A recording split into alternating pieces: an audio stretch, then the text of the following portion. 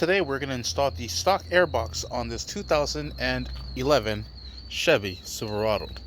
Alright, first thing we're going to do is install this PVC line, because this one goes on the aftermarket one that we just removed. The way you remove this one is you have to unlatch this from here, and it releases it, and then when it goes back in, just latches it. So let's go ahead and start off with this. And this is going to go just right in here. Sweet, and you heard it lock into place. Alright, we're going to grab our stock airbox.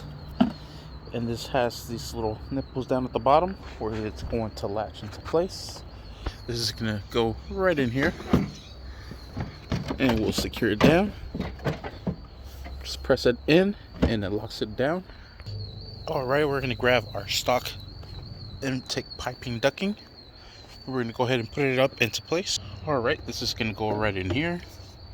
Just work your way in there. The hose is going to naturally want to go inside of there. Just make sure you put this pipe all the way in here first.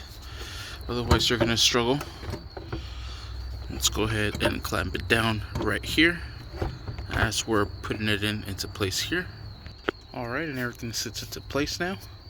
Now let's go ahead and slide this one into place. Alright, and this is going to be an 8mm to secure these down. Here, right there, and then this one here. Perfect. Alright, then this here goes right into there. We're just going to barely leave it into place. Then this here goes right in here. Just like so. Pushed in all the way. Sweet.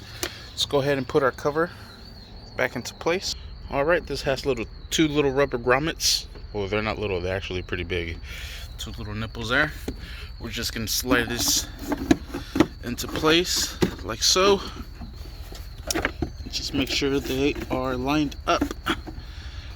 There it is. Give it a nice good little tappy tappy and you're set. Actually, you're not set. Now you're set. Sweet. Thank you for watching. Please like and subscribe.